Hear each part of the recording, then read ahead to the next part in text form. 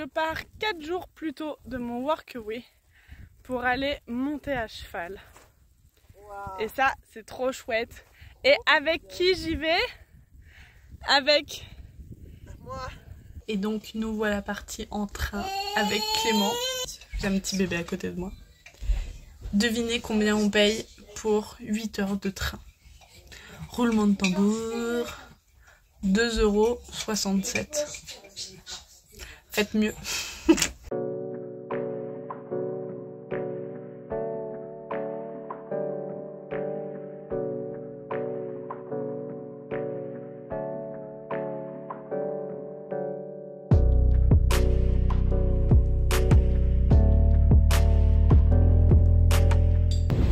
Voilà maintenant en voiture avec notre guide pour 2 heures de route avant d'arriver à destination.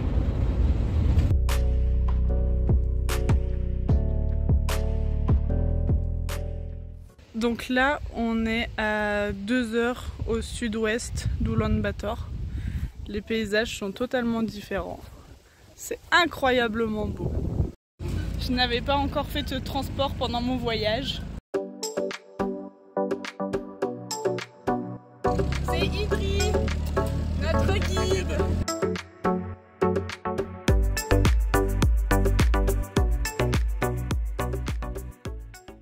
Je vous présente notre maisonnée.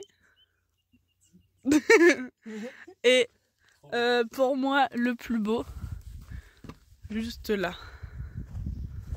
Cette vue est incroyable.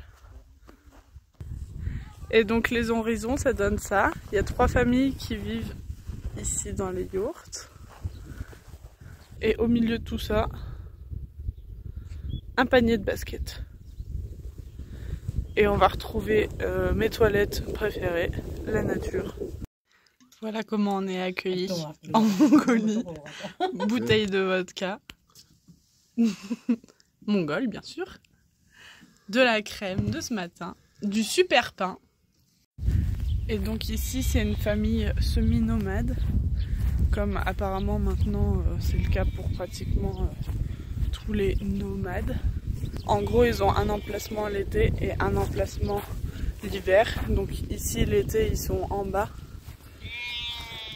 et l'hiver ils montent en haut entre les deux montagnes pour avoir moins de vent l'hiver.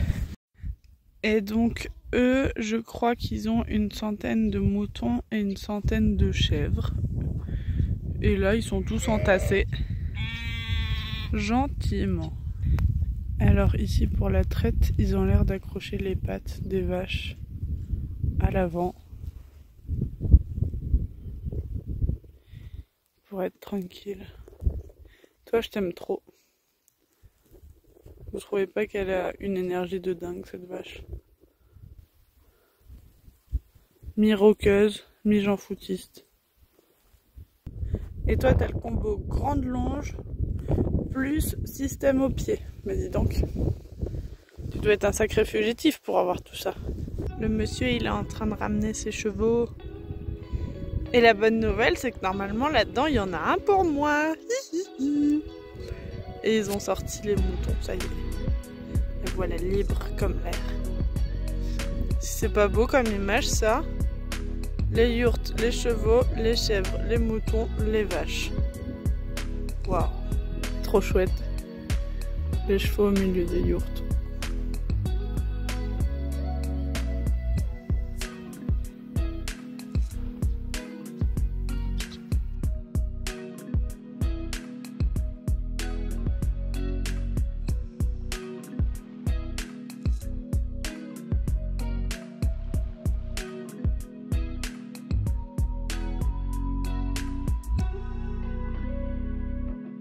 Et là, ils vont attraper nos poneys.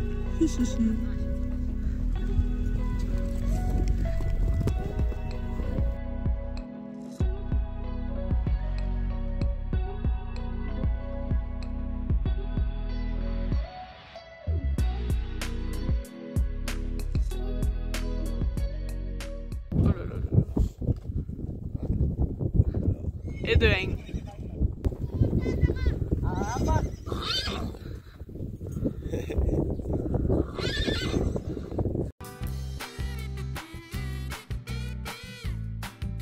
poney qui... Il y a pas assez pour être... Ça va mon loup?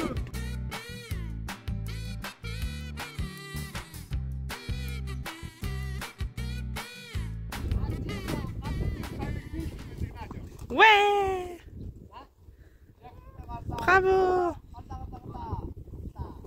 Ça c'est le système d'accroche pour les chevaux qui sont sellés. Et en général, une fois qu'ils sont sellés le matin, ils gardent leur selle toute la journée avec eux pour être utilisables directement si besoin. C'est l'heure de notre petite pause après 1 heure de cheval. Alors Clément, tes ressentis? Non, pas mal. J'étais pas rassuré au début et puis après ça allait mieux. Parce que Clément il a monté à cheval quand il était petit. Donc là il faut qu'il se remette en selle. Et moi j'ai mal partout. Sinon la vue est très sympa. Nous voilà arrivés en haut d'une petite montagne. Les poneys sont accrochés à un truc qui prend l'électricité. Et après le cheval, alors déjà on doit noter que Clément a fait du trot et même du galop. C'est la première fois depuis longtemps. Oui, et tout s'est bien passé. Et là, on guérit nos articulations dans la rivière. Regardez ce van. C'est un modèle qui a été créé par l'armée russe. Et en Mongolie, ils s'en servent. Incroyable. Je l'aime trop. Et donc là, c'est le médecin qui est venu. Parce que l'enfant de la famille a eu la bonne idée de donner un piment au chien. Et donc le chien n'a pas apprécié le piment et a mordu l'enfant. Et donc il lui a croqué le pénis. Voilà, donc il lui manque un petit bout. Je rigole mais c'est pas drôle du tout. Mais donc voilà, donc vous voyez, même au fin fond de la Mongolie, parce que là franchement on est vraiment au fin fond de nulle part, les médecins viennent à domicile. C'est l'heure du goûter maintenant. Après l'équitation. Oui. On a fait une deuxième balade cet après-midi.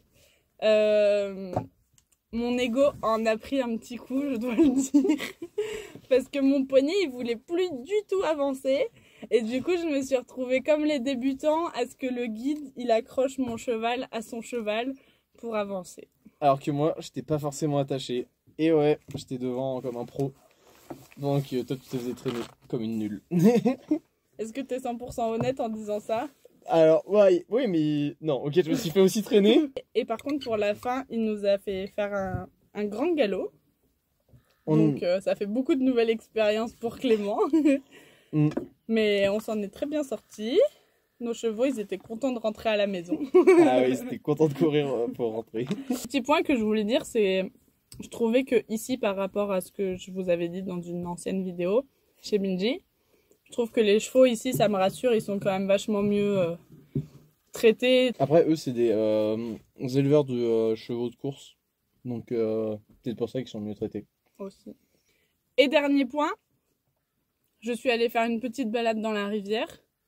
Et grâce à cette super balade, j'ai sauvé un yak. Et ouais.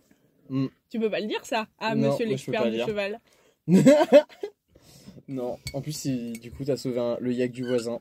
Et sans toi, il serait mort. Et un yak, ça coûte cher. Non, mais le pauvre, il était tout emmêlé autour d'un arbre avec une corde. Il pouvait plus du tout bouger. Donc, du coup, voilà. C'était ma bonne action de la journée. Je suis contente. Du coup, j'ai décidé de l'appeler El Diablo.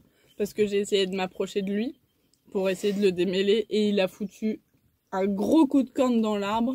Et après, il était bloqué avec sa corne dans l'arbre. Il était comme ça pour essayer de s'enlever. Il a réussi à s'enlever. Il y avait un gros trou. Et j'ai dit, ok, je le fais pas toute seule. Voilà, ça sera tout pour aujourd'hui. Merci. Bonjour. Aujourd'hui, on est en train de se préparer pour monter à cheval. Comme vous pouvez voir, je crée un nouveau style capuche-casque. Voilà, donc ça marche, donc c'est chouette. Parce qu'aujourd'hui, il pleut comme vache qui pisse. Voilà. Donc c'est un bonheur sans nom. Donc on part faire du cheval.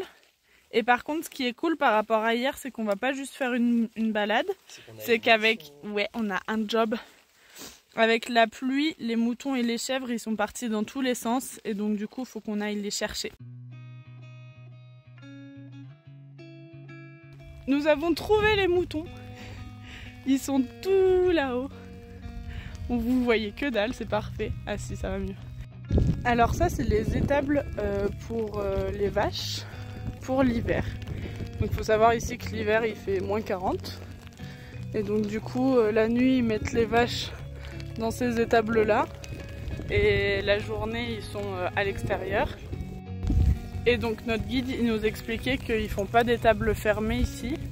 Parce que sinon, il y aurait trop un différentiel entre l'intérieur et l'extérieur. Et les animaux, ils tomberaient plus facilement malades et ils feraient surtout moins de poils. Moutons à récupérer.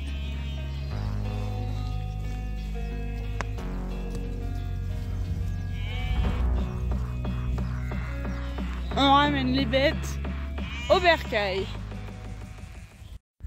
C'est notre dernier matin ici. On s'en va en début d'après-midi.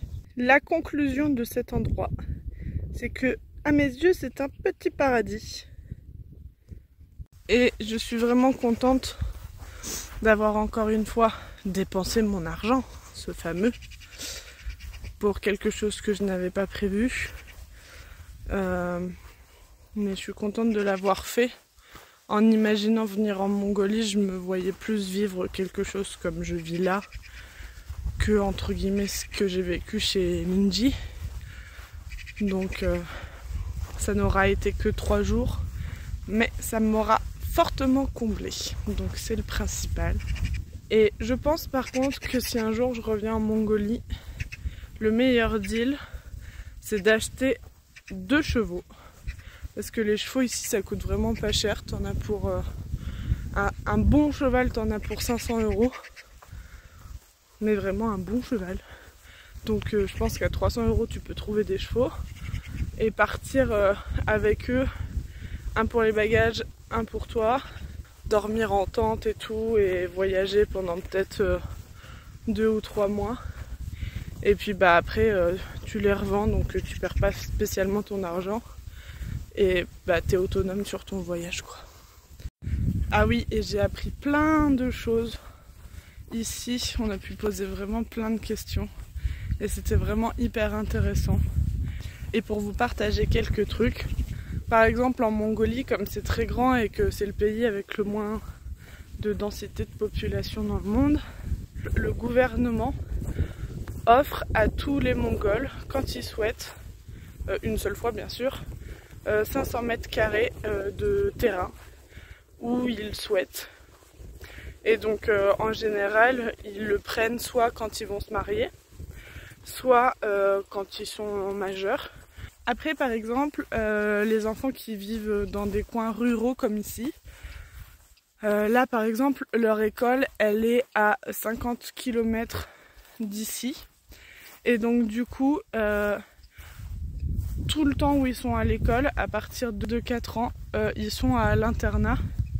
Où du coup, bah, ils voient pas leurs parents de septembre à juin. Ou en tout cas, 1 ou 2 fois pendant l'hiver, quoi. Et c'est tout. Et après, ils retrouvent leurs parents l'été. Et donc les gamins, l'été, bah, ils travaillent. Et c'est... En Asie, je m'étais déjà fait plusieurs fois la réflexion que les enfants, ils sont autonomes et ils sont hyper matures, c'est impressionnant, mais alors en Mongolie, c'est encore un level au-dessus.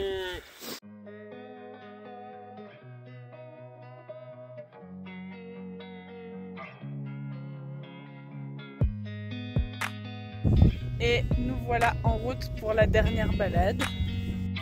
On est sur un paysage un peu plus différent. Très joli.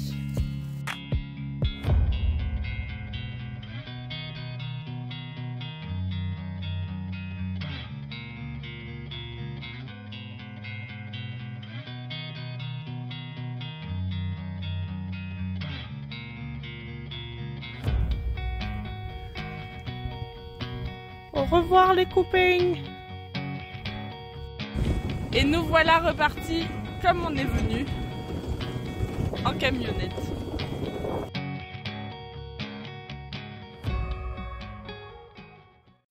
Et me voilà de nouveau en ville. Voilà, c'est fini. Et donc je fais ma dernière nuit ici et je me suis fait un peu plaisir. Pour 14 €, me voilà avec un matelas, une chambre privée parce que trop de vie sociale. Et surtout pourquoi j'ai choisi cette chambre. Pour ça! Parce que oui, après m'être lavée depuis un mois, soit dans les rivières, soit avec un seau, je pense qu'il n'y a rien qui pouvait me faire plus plaisir qu'une baignoire. C'est la 3e de mon voyage. Donc là, je peux vous dire que je prévois de me faire un bain et de m'endormir dedans. Et ça y est, je quitte la Mongolie. Nous sommes le matin et je pars prendre mon avion.